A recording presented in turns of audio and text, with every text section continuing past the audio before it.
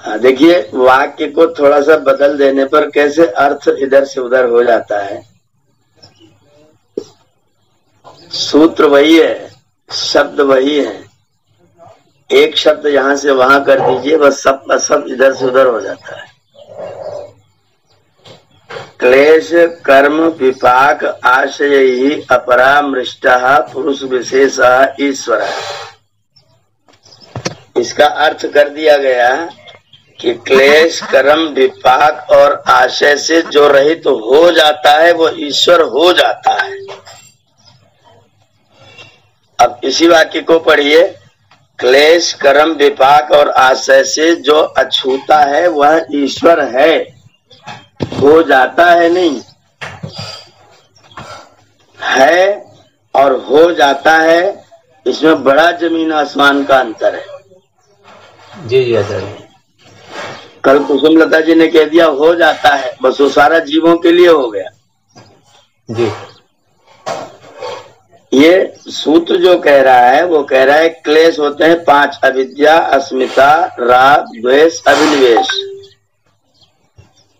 ये 5 क्लेश है। और कर्म 3 प्रकार के हैं, शुभ कर्म, अशुभ कर्म, शुभाशुभ मिश्रित कर्म। 5 प्रकार के क्लेश, 3 प्रकार के कर्म और उन कर्मों का जो विपाक, विपाक माने फल भोगना, और उस फल भोग के बाद में जो उनका आशय, आशय का मतलब संस्कार शेष रहना, ये 4 चीजें जिसके अंदर बिल्कुल स्पर्श भी नहीं करती हैं वो ईश्वर है। अब ईश्वर अगर हो जाता है इसका मतलब पहले स्पर्श कर रही थी,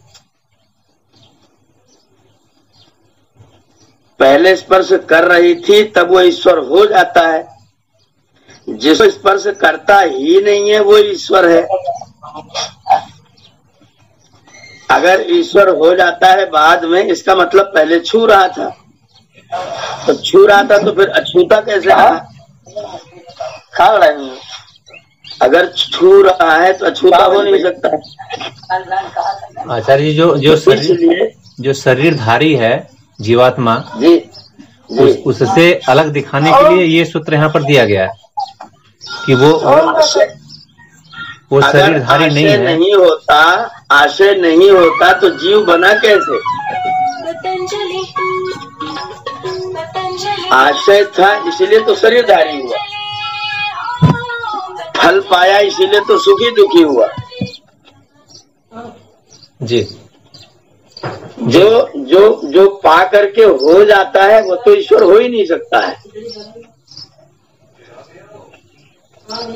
जो कुछ करके होता है, जो इलेक्टेड है, वो तो ईश्वर हो ही नहीं सकता है। जो इन गुणों से युक्त है वह ही ईश्वर है। और वो ऐसा नहीं कि हो जाता है तब ईश्वर बन जाता है। जब ईश्वर बन जाएगा तो छूता कैसे रहेगा वो? तो ये तो ईश्वर की परिभाषा करने वाला सूत्र था। इनसे रहित जो हो जाता है वो ईश्वर, तो फिर मुक्ति में ईश्वर हो गया। तो ये पूरा का पूरा भ्रम फैला देता है। जैसे अब हो जाता है करते सारा एकदम से उल्टा हो जाता है। जी, एक शब्द में आचार्य सब इधर को दौड़ जा रहा है। केवल हो जाता है कहते ही सत्यानाश हो जाएगा, सब परिभाषा एकदम गलत हो जाएगी। आचार्य जी, ऐश्वर्यवान हो जाता है ये कहा जा सकता है? ये हो सकता है, ये हो सकता है। ऐश्वर्यवान हो जाएगा वो तो होगा, वो तो होता है। लेकिन ईश्वर हो जाता है, बस तो हो जाता है, होते ही सब गलत हो जाएगा। नहीं आचार्य, वो नहीं जाता आचार्य ऐश्वर्यवान हो जाता है ये भी कैसे सही होगा? तो ऐश्वर्यवान ऑलरेडी है वो, तो हो जाता है क्या मतलब है? नहीं, ऐश्वर्यवान व्यक्ति हो जाता है, जीव हो जाता है। नहीं, यहाँ तो ईश्वर के लिए कहा गया है ना सूत्र।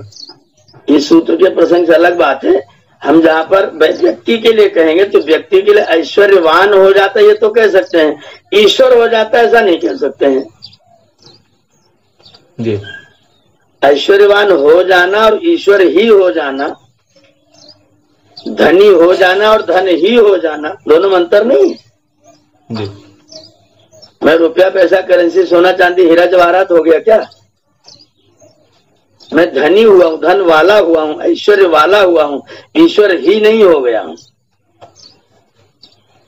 जी। तो जब ये इस सूत्र के जैसे ही आप होता है अर्थ जोड़ेंगे बस सारा अर्थ भ्रष्ट हो जाएगा।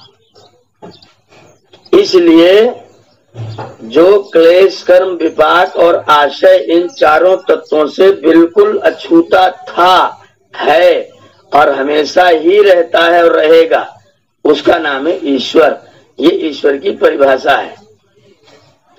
अब आप जितने भी महापुरुषों का नाम ये लोग लेते हैं, सारे महापुरुषों का जीवन देखिए, क्लेश से रहित थे क्या, कर्म से रहित थे क्या, कर्म के फल के भोग से रहित थे क्या, और आशय ही नहीं था तो शरीर पाया किसके आधार पर था? कर्माशय था इसलिए शरीर मिला, कर्म किया इसलिए दुख सुख भोगा और क्लेशों से युक्त हुए। वाल्मीकि रामायण में जब सीता जी खो गई तो स्वयं राम जी कह रहे हैं, नूनम मया कृत्स्नमकारी कर्म, मैंने निश्चित तौर पर पिछले जन्म में कोई बहुत बुरा कर्म किया था जिसके फलस्वरूप ये फल मैं भोग रहा हूं। ये राम की अपनी उक्ति है और हम कह रहे हैं कि वो तो ईश्वर हो गए, वो परमेश्वर हो गए। तो ये जो भ्रम है, जो क्लियरिटी नहीं आ रही, जो स्पष्टता नहीं हो रही है, ये शब्द इधर से उधर कर देने में सारा का सारा भ्रम फैल जाता है। तो सूत्र कह रहा है कि जो पुरुषों में, मैंने पुरुष माने सारे पुरुष, जीवात्मा भी परमात्मा भी सब, उनमें जो विशेष पुरुष है, जो विशेष पुरुष है वो क्लेश से रहित है, उसे न कोई राग है न कोई द्वेष है। श्री राम जी राग और द्वेष कर रहे हैं, कृष्ण जी राग और द्वेष कर रहे हैं, कृष्ण जी शुभाशुभ अशुभ कर्म कर रहे हैं, राम जी शुभाशुभ कर्म कर रहे हैं और उनके आशय से, उनके फलों से युक्त हो रहे हैं। राग द्वेष था इन लोगों के अंदर क्या? कैसे, कहीं से उदाहरण है? अगर अगर अगर राग नहीं था तो लक्ष्मण से इतना प्यार क्यों था? राग नहीं था तो हनुमान जी को तुम मम प्रिय भरतहि सम भाई कैसे कहा जा रहा था? और द्वेष नहीं था तो रावण को मारा कैसे जा रहा था? तो राग द्वेष क्या केवल ईश्वर के अंदर नहीं, बाकी जीवात्मा के अंदर रहता ही है? जीवात्मा के अंदर स्वभाव से रहता ही है। इच्छा तो सूत्र है ना, इच्छा सुख दुख ज्ञान प्रयत्न, ये सब जीवात्मा के स्वाभाविक लक्षण है। सुख दुख ज्ञान जीवात्मा से कभी हट नहीं सकते हैं। और ईश्वर के अंदर ये चीज स्वभाव से अछूता ईश्वर है इनसे, इसलिए वो पुरुष विशेष है। आचार्य जी, ऐश्वर्यवान होने के बाद भी लोग गिर जाते हैं? हाँ, बिल्कुल गिरते हैं, बिल्कुल गिरते हैं, बिल्कुल गिरते हैं। ऐश्वर्यवान होते भी गिर सकते हैं और कभी भी गिर सकते हैं। जो व्यक्ति उत्थित होगा उसको, उसका पतन तो होगा ही। आचार्य जी, ऐश्वर्यवान है उसी को भगवान कहते हैं। हाँ, ऐश्वर्यवान को भगवान कहते हैं। तो भगवान तो इन्हीं दोनों के लिए कहा गया मुख्य रूप से। हाँ हाँ हाँ हाँ, बिल्कुल। और कौन ऐश्वर्यवान हुआ जो पतित हुआ? अरे बहुत से लोगों के अंदर ऐश्वर्य होता है, ईश्वर के अनेक गुण होते हैं। तमाम ऋषि महर्षि लोगों का इतिहास में उदाहरण है। वे लोग कहीं कहीं जाकर के गिरे हैं। जड़ भरत की कहानी आती सारे उपनिषदों में कही गई है। क्या हुआ उसमें सर? वो ईश्वरोपासना कर रहे थे और उन्होंने कहीं हिरण हिरणी को आपस में बैठे हुए देख लिया। उनके मन में आया कि मैं तो हिरणी पालूंगा। उन्होंने उसको पालना शुरू कर दिया। अब उसको पालना तो उसी के आगे पीछे घूमते रहना, उसी को चराना, उसी को खिलाना, उसी को नहलाना धुलाना, दिन भर बैठे बैठे उसी को सहलाते रहना और धीरे धीरे अगले जन्म में वो दोबारा से हिरण ही होके पैदा हो गए। तो क्या ऋषित्व पाने के बाद भी ऐसा घटना हो जाती है? बिल्कुल बिल्कुल हो सकता है। ऋषि प्राप्त करने के बाद भी मनुष्य का पतन हो सकता है। जो जीव है वो उत्थान के बाद में भी पतन की ओर आ सकता है। हिरण से आसक्ति हो गई आचार्य जी? अति आसक्ति हो गई, अति आसक्ति, इतने आसक्ति हो गई जो हिरण ही हो गए। आचार्य जी, भगवान शब्द का पूरा सही अर्थ बताइए, इसको भगवान समझा जाए। भगवान माने ईश्वर के जिसके अंदर गुण है, सत्य, दया, न्याय, परोपकार, ऐश्वर्य से समग्रस्य, उसके बाद में सत्यस्य, यशसः, श्रियः, ज्ञान, वैराग्योश्च, ये 6 चीजों का नाम है भग। और ये 6 चीजें जिसके पास जितनी मात्रा में है वो उतनी मात्रा में भगवान है। जैसे बुद्धि जिसके पास में बुद्धिमान है, तो जितनी बुद्धि उतना बुद्धिमान है। ऐसे जितना भग है उतना वो भगवान है। हम आप सब लोगों को भी भगवान कहा जा सकता है। परसेंटेज कम है बस। हाँ, परसेंटेज कम ज्यादा होगा, उतने कम भगवान होंगे, उतने ज्यादा भगवान होंगे। एक डिग्री हुई आचार्य जी, तो फिर हाँ, उपाधि है, उपाधि है, ये उपाधि है। भगवान बड़े भगवान। हाँ, ये बिल्कुल छोटे भगवान बड़े भगवान हो सकते हैं, ये एक उपाधि है। लेकिन परम आत्मा, जहाँ परम शब्द जुड़ जाता है ना, परम, जहाँ परम जुड़ जाता है फिर वहां कोई दूसरा नहीं आ सकता है। जब हम परम ईश्वर कहेंगे, परम ईश्वर कहने का मतलब ईश्वर का ही होता, तभी तो परमेश्वर होगा। इसका मतलब राजा को भी हम लोग ईश्वर कहते हैं, राजा ईश्वर है, पर परमेश्वर नहीं है राजा। दूसरे नेम में आचार्य एक सर्वेश्वर आता है, सर्वेश्वर। सबका ईश्वर, सबका ईश्वर, ईश्वरों का भी ईश्वर। तो राजा थोड़े लोगों का ईश्वर है, राजा प्रजा का ईश्वर है, और परिवार का मुखिया भी थोड़े लोगों का ईश्वर है। बिल्कुल, वो भी ईश्वर है, वो भी ईश्वर है। आचार्य जी, तब तो गुरुर ब्रह्मा, गुरुर विष्णु, गुरुर में देवो महेश्वर, गुरुर साक्षात परम ब्रह्म कहा गया, तब तो ये गलत है। नहीं, पर ब्रह्म परमात्मा गुरु है, गलत कहा है? श्लोक तो सही है, अर्थ करने वाले भ्रष्ट हैं। अच्छा, गुरु को ही परम परमात्मा भी हमारा गुरु है, महेश्वर भी हमारा गुरु है, विष्णु हमारा गुरु है, ब्रह्मा हमारा गुरु है। संकट क्या है? गुरु ही ब्रह्मा है तब संकट है। जब हम गुरु को ब्रह्मा, विष्णु, महेश्वर और पर ब्रह्म बताने लग जाते हैं तब संकट है। आचार्य बहुत क्रांतिकारी व्याख्या है, जो लोग सुनते हैं एकदम से चक्कर खाने लगते हैं। ये अर्थ करने वालों का संकट है, श्लोक की कोई गलती नहीं, श्लोक बिल्कुल ठीक है। जब से नंद गार्डन वालों ने सुना है, गुरु घंटालों ने इसको अपने ऊपर लाके डाल लिया है। ओम आचार्य जी, ये पर सभी के लिए परम लगा नहीं सकते ना, पर लगा सकते हैं? बिल्कुल नहीं लगा सकते। परम तो केवल एक के लिए प्रयुक्त हो सकता है, सबके लिए नहीं हो सकता। बाकी के लिए तो पर ही रहेगा ना। हाँ, पर माने श्रेष्ठ है, किसी को भी लगा सकते हैं। तो आचार्य जो परम पूज्य स्वामी जी लिखते हैं, तो उसके लिए नहीं लिखना चाहिए? नहीं, बिल्कुल नहीं लिखना चाहिए, परम पूज्य नहीं लिखना चाहिए।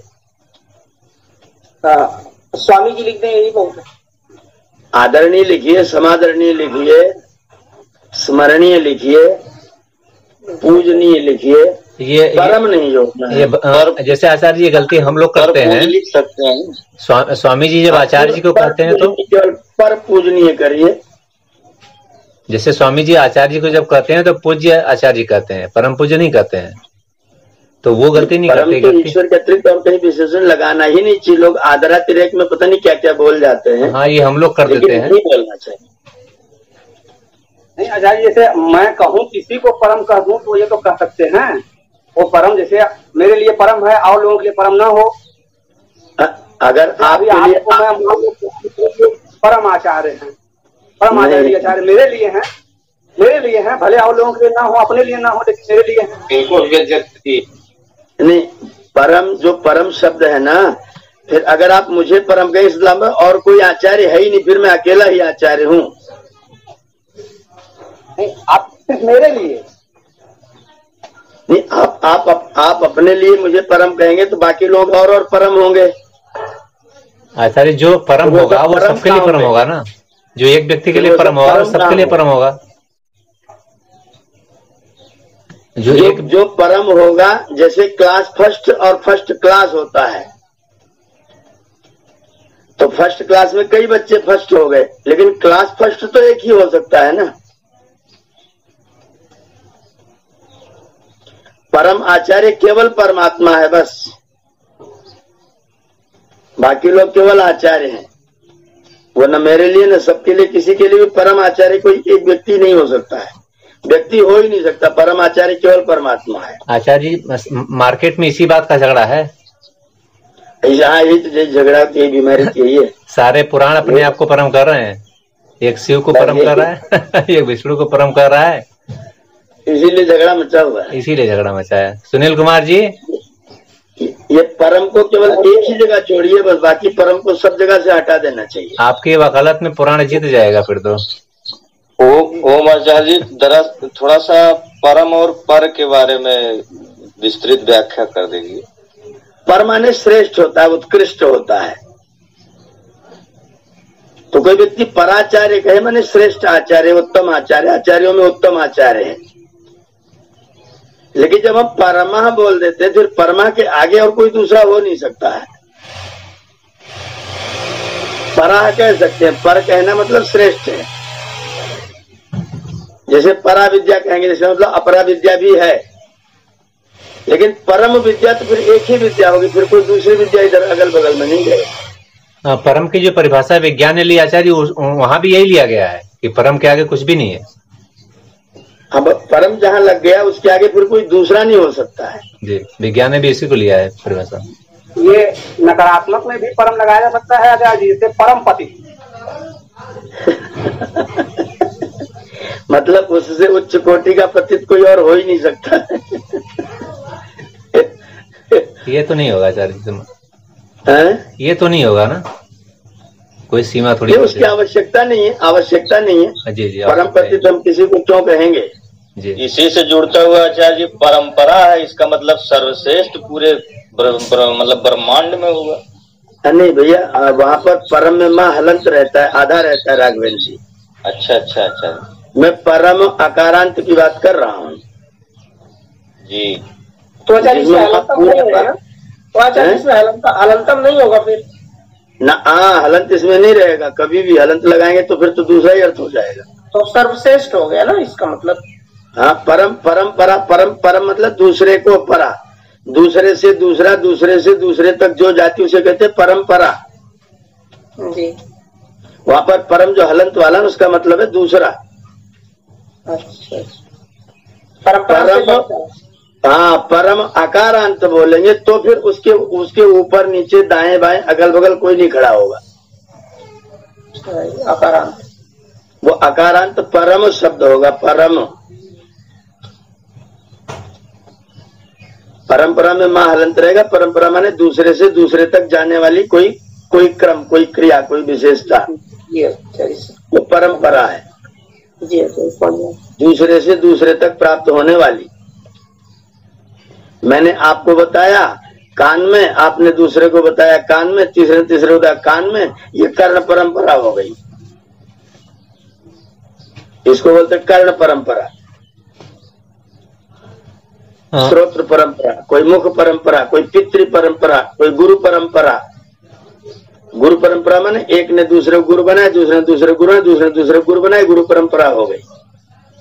आचार्य जी, पूरा हो जाए प्रकरण तो कल एक प्रश्न और आया था उसमें जो समझ में आया मुझे, तो उसको लेंगे एक बार पूरा हो जाए तो ये इस सूत्र पर जो भी बातचीत चल रही थी उसका प्रतिपादन हो जाता है। ईश्वर, ये वाक्य जैसे ही करेंगे तुरंत सूत्रार्थ भंग हो जाएगा।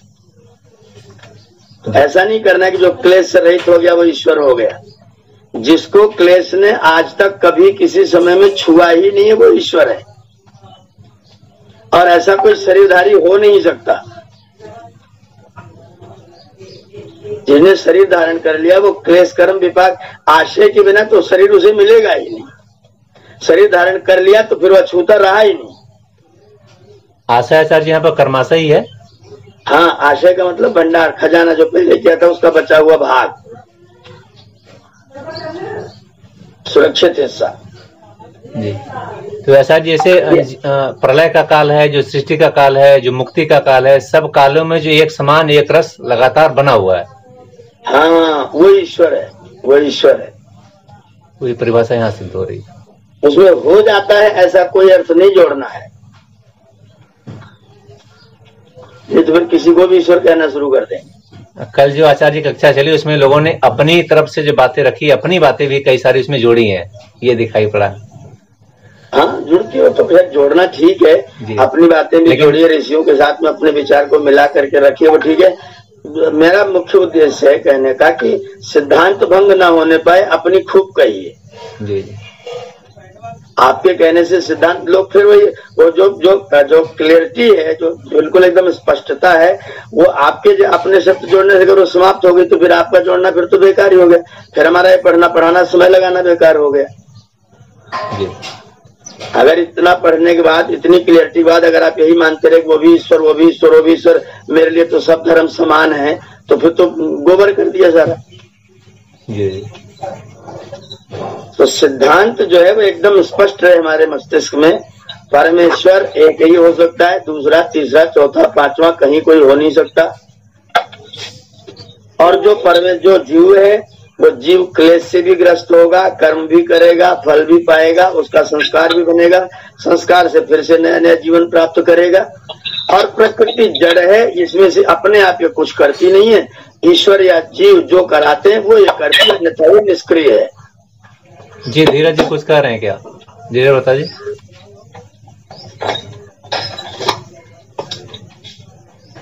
सिद्धांत की स्पष्टता कहीं भी किसी वाक्य से भी नष्ट ना होने पाए, इसका ध्यान रखना है। जी जी।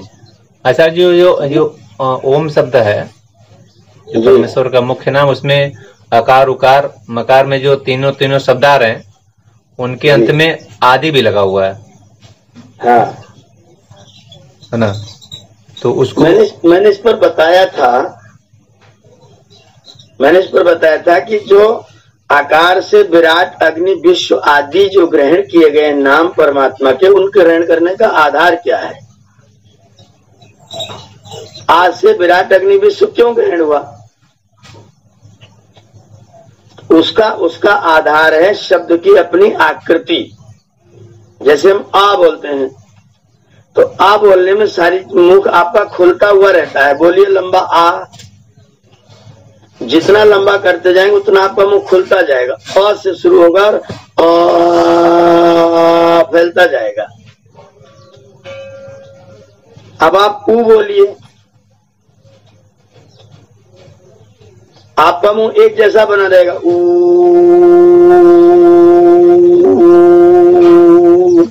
मुंह की आकृति में कोई भेद नहीं आएगा। तो जिन परमात्मा के जिन नामों से यह प्रतीत होता है कि रक्षा हो रही है, पालन हो रहा है, रुका हुआ है, बचा हुआ है, एक स्थिति, एक जैसी स्थिति लगातार बनी हुई है, जिन नामों से ऐसे अर्थ प्रतीत होंगे उन सब नामों का ग्रहण ऊ से होगा। और जिसमें विकास होगा, फैलाव होगा, वो सब आ से ग्रहण होंगे। जैसे विराट है, अग्नि है, अग्नि भी आप माचिस जलाओ, कहीं लगाओगे तो फैलेगी, विराट भी खुलेगा, विश्व भी पूरे खुले हुए ही कई नाम है।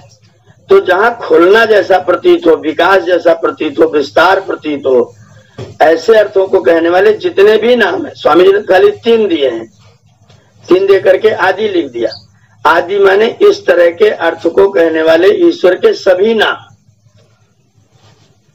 ऐसे स्थिरता को, रक्षा को, पालन को रखने वाले सभी नाम।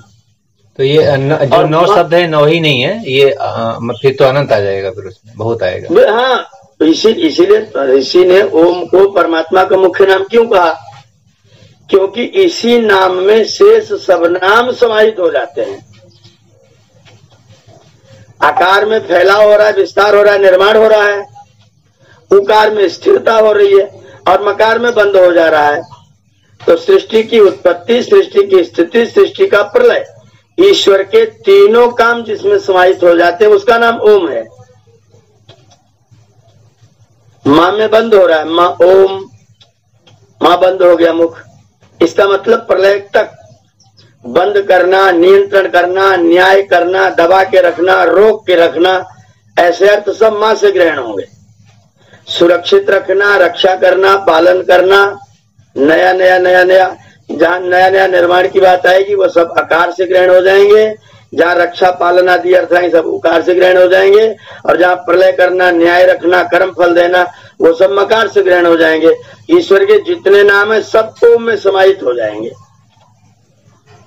आचार्य जी मकार में भी आया है आदि है? हाँ, तीनों में आदि रहेगा। मैं कह तो रहा हूँ, इसीलिए मैं कह रहा हूँ तीनों में आदि आया है। तो माँ माने बंद होना, तो जिसमें बंद करने के और नाम होंगे, जैसे न्यायाधीश है तो न्याय करता है, दुष्टों को दंड देता है, सज्जनों को सुख देता है। तो दुष्टों को बंद करता है, अवरुद्ध करता है, जेल में डाल देता है, पशु योनियों में जाकर, वृक्ष योनियों में जाकर के पड़े हुए हैं। ये माँ से अर्थ ग्रहण होगा। न्यायकारी अर्थ माँ से ग्रहण करना होगा। जो स्थिर रहता है, रक्षक है, पालक है, दुख विनाशक है, सुख स्वरूप है, ये सब उकार से ग्रहण होंगे। सच्चिदानंद स्वरूप है, ये आकार से ग्रहण होगा।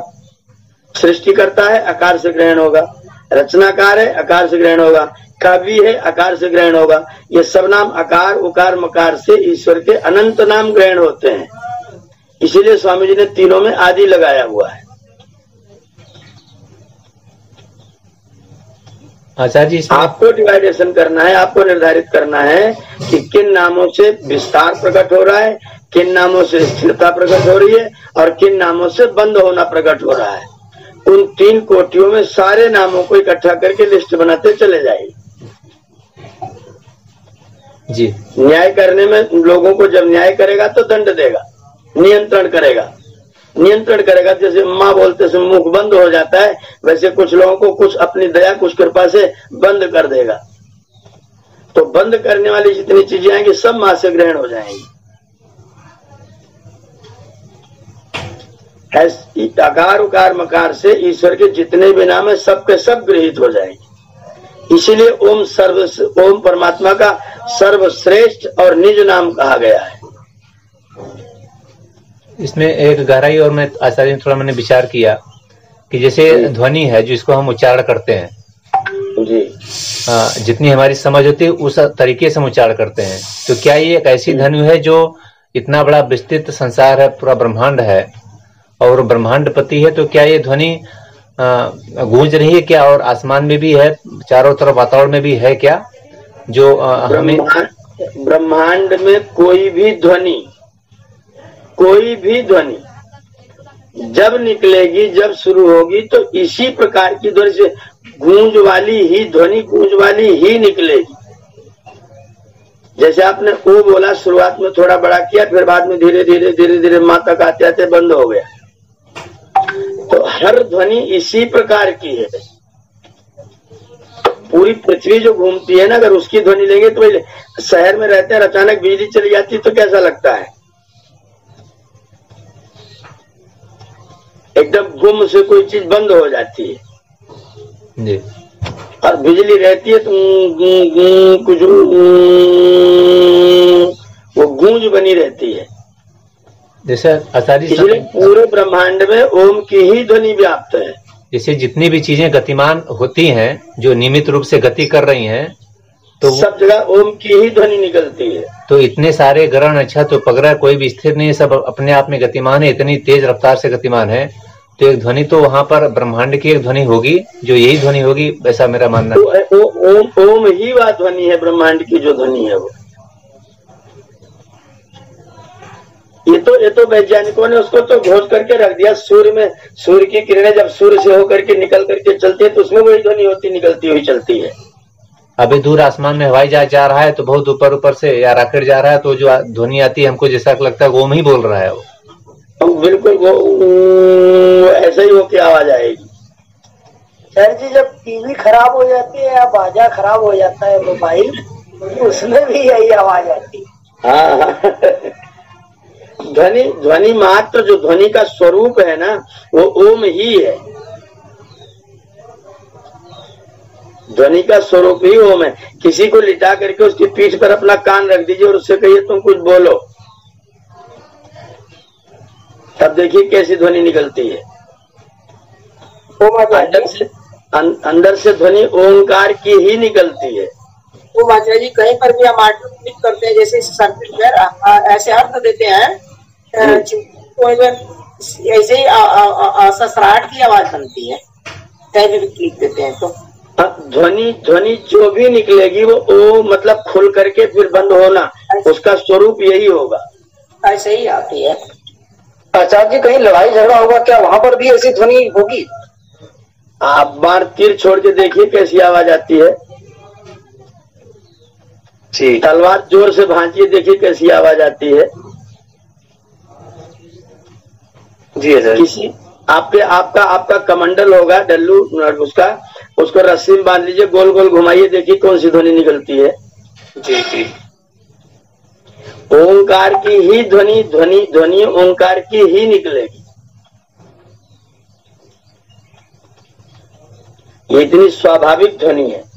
ब्रह्मांड की गति जब शुरू हुई तो ओंकार की ध्वनि के साथ ही शुरू हुई है। अच्छा आचार्य जी, पूरे ब्रह्मांड में आवाज ओम ही की निकलती होगी, जो जैसे पूरे ब्रह्मांड में जो पूरे ब्रह्मांड की जो ध्वनि मात्र है, ध्वनि पूरे ब्रह्मांड की समष्टि की ध्वनि भी ओंकार की ही है। आचार्य जी खाली लोटे में कान लगा के सुनेंगे तो उसमें भी ध्वनि सुनाई पड़ती है, गिलास में नहीं सुनाई पड़ेगी। हमने बचपन में बहुत घुमाया है। मत घुमाइए, खाली कान में लगा लीजिए लोटा तो आपको सुनाई पड़ेगी।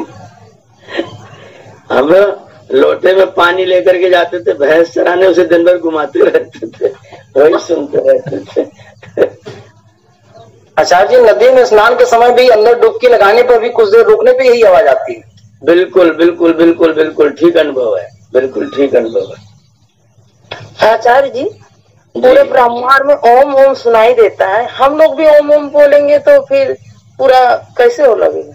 आप जब उसी लय के साथ में ओमकार का उच्चारण करेंगे तो आपका जो पिंड है वो ब्रह्मांडमय हो जाएगा। अच्छा जी, उद्देश्य वहाँ वही है कि ओम बोलने के साथ उस ध्वनि उद्देश्य है कि आपका जो पिंड है ना वो ब्रह्मांड से मिल जाए जी, ब्रह्मांड की ध्वनि पिंड में समाहित हो जाए, इसीलिए ओमकार के उच्चारण की बात कही गई है। आचार्य ओम जी, एक आचार्य ओम जहाँ जी हाँ जी राजरतन संत कबीर नगर। हाँ जी हाँ जी। हम लोगों को विज्ञान में पढ़ाया गया था जी, ये ध्वनि, प्रकाश, चुंबकत्व, इलेक्ट्रिसिटी, ये सभी ऊर्जा है। ठीक है। पदार्थ और ऊर्जा पूरे संसार में दो रूपों में चीजें मिलती हैं, तो जो भी ऊर्जा है वो तरंग के रूप में रहती है। प्रकाश भी तरंग के रूप में एक जगह से दूसरे जगह जाता है, विद्युत भी, ध्वनि भी जो है तरंग के रूप में जाती है। और तरंग जो है उसका जो है वेव लेंथ होता है, और उस वेव लेंथ में अगर वेव लेंथ ज्यादा है तो उसका प्रभाव दूसरा होता है, कम है तो दूसरा प्रभाव होता है। उसमें अल्ट्रा वायलेट, इंफ्रारेड, मतलब ये सब जो है तरंग के भेद बताए गए हैं उसकी नाप के आधार पर।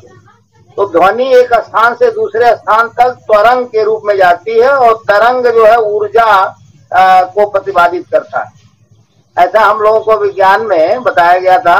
पहले था कि ऊर्जा और पदार्थ ये दोनों जो है एक दूसरे में नहीं चेंज हो सकते हैं। बाद में आइंस्टीन ने ही कहा था कि पदार्थ भी ऊर्जा के रूप में बदल सकता है, और बहुत थोड़ा सा पदार्थ बहुत ज्यादा मात्रा में ऊर्जा पैदा करता है। उसका सूत्र दिया था हाफ mc²। m माने जितनी पदार्थ की मात्रा है, और c का मतलब है प्रकाश का वेग। तो प्रकाश के वेग का वर्ग करके अगर मास में गुणा किया जाए उतनी मात्रा में ऊर्जा पदार्थ जब चेंज होता है, कोई पदार्थ ऊर्जा के रूप में चेंज परिवर्तित होता है, तो उतनी मात्रा में ऊर्जा जो है निकलती है। प्रश्न पूछिए, प्रश्न क्या है आपका? नहीं, ये ध्वनि का जो रूप है ओम, तो विज्ञान में जो हम लोगों को पढ़ाया गया है स्कूल इंटर BSc तक, तो वो तरंग है, सब ऐसा पढ़ाया गया। आचार्य जी अपना ऑडियो खोलिए। आचार्य जी म्यूट है आपका। तरंग शब्द का अर्थ जानते हैं? तरंग जी, तरंग जो शब्द है उसमें त्रि धातु है, त्रि, और त्रि का अर्थ है प्लवन और संतरण। जो बहे उसे कहते हैं तरंग। मतलब एक स्थान से आरंभ करके लंबी दूरी तक चलता ही चला जाए, उसे तरंग कहते हैं। तो कोई भी ध्वनि करेंगे तो बिना तरंग के तो नहीं, किसी पूरा ध्वनि तरंग ही बोला जाता है वो। ओम आचार्य जी। जी जी। जो आचार्य जी जो ट्रांजिस्टर रिसीवर जो अभी बहन जी जो पूछ कर रही थी, जो ट्रांजिस्टर रिसीवर जो लोकल ऑसिलेटर जो गैंग होता है, उदाहरण है जो बहन जी आपने बताया कि उससे हम तादात्म्य हो जाते हैं, परमात्मा की जो फ्रीक्वेंसी ओम है तो ओमकार की ध्वनि से जुड़ जाते हैं। तो ट्रांजिस्टर रिसीवर में जब लोकल ऑसिलेटर होता है, उस गैंग को जब हम घुमाते हैं तो उस स्टेशन की फ्रीक्वेंसी से मैच कर जाता है, तो वहां की हमको आवाज सुनाई देने लगती है। बिल्कुल बिल्कुल। तो इसी तरह जो परमात्मा का जो ओमकार की ध्वनि, अगर उससे हम अपने को ऑसिलेट कर लेते हैं, उससे एकदम मैच करा लेते हैं, तो परमात्मा की सब शक्ति हमारे अंदर सीधे आने लगती है, जुड़ जाते हैं एक तरह से। तो हमारा पिंड जो है ब्रह्मांड, पिंड और ब्रह्मांड में एक रूपता हो जाती है। तो हम एक लोकल ऑसिलेटर का काम करते हैं गैंग की तरह। बहुत सुंदर, बहुत सुंदर, सही उदाहरण। ये देखिए, क्योंकि हम लोग रेडियो का प्रैक्टिस किया है जब ना इलेक्ट्रॉनिक में सीख रहे थे, तो यही से हम लोग की शुरुआत हुई थी ट्रांजिस्टर रिसीवर से। तो गैंग का विभाग पढ़े थे, उसमें सब विस्तार बताएगा। आचार्य जी एक यहाँ उदाहरण और है मेरे पास कि जैसे हम लोग पानी निकालते हैं धरती के अंदर से, नल लगा करके, कुआं खोद करके, तो एक समय आता है कि जल का स्रोत कम पड़ने लगता है, सूखने लगता है, पानी निकलना बंद हो जाता है। लेकिन वही स्रोत अगर हम समुद्र से जोड़ लें, समुद्र से जोड़ लें, तो वो एक अनंत है। वो उससे अगर जुड़ गए तो वहां कमी नहीं होने वाली है। वहां कमी होने का मतलब पूरी धरती का जल आप लीजिएगा तब जाके कमी आएगी। तो उतना आप लेने की आपकी सामर्थ्य नहीं है, उतनी सामर्थ्य नहीं कि हम ले सके। लेकिन यहाँ पे जो हम कुएं से जल निकाल रहे हैं, नल से जल निकाल रहे हैं, वो स्रोत नीचे चला गया तो सूख जाता है, फिर में जल नहीं मिलता है। तो ये लोकल जो भगवान टाइप के लोग हैं, इनके साथ पास जाने के साथ ये ऐसा समस्या है। लेकिन ईश्वर से ओम से जुड़ेंगे तो महासमुद्र है वो, महासागर है वो अनंत है। उससे जितना भी आप ले सकें ले लीजिए। आपकी सामर्थ्य कम पड़ जाएगी उससे लेने के लिए, आपकी पात्रता कम पड़ जाएगी उससे लेने के लिए, लेकिन उसके देने की सामर्थ्य कम नहीं होने वाली। बिल्कुल बिल्कुल बिल्कुल, बहुत सही, बहुत सही। आचार्य जी कनेक्शन जुड़ा हुआ है पोल पे, लेकिन हमारे घर में प्रकाश नहीं है।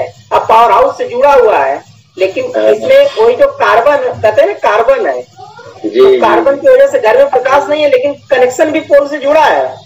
तो जो कार्बन रूपी जो विकार है मनुष्य का हटेगा नहीं, तब तक वो लाइट दिखाई नहीं देगी घर में। बहुत बढ़िया, बहुत बढ़िया, बहुत बढ़िया। कार्बन भी नहीं है, असली बात ये है कि सब आँख पे पट्टी बांध लिए। अरे वही कार्बन ही है, वही कार्बन है, ज्योति प्रकाश जी कार्बन रगड़ रगड़ के आचार्य जी छोड़ा रहे हैं हम लोगों का। वही मैं कल सूत पर जब चर्चा सुन रहा था, मैं देख रहा था कि इतना बुरी तरह जम जाता है कि जल्दी से छूटता नहीं है, वो जल्दी से छूटता नहीं। कुसुमलता जी फिर वही घुमा करके उठा के ले जाती हैं उसको।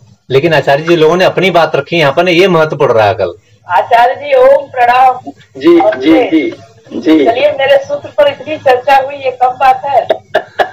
और हमने क्या कहा था और क्या उसका अर्थ का रद्द हो गया। मैंने कहा था कि देश, धर्म, विभाग, परा, निश्चय, पुरुष, विशेष, ईश्वर,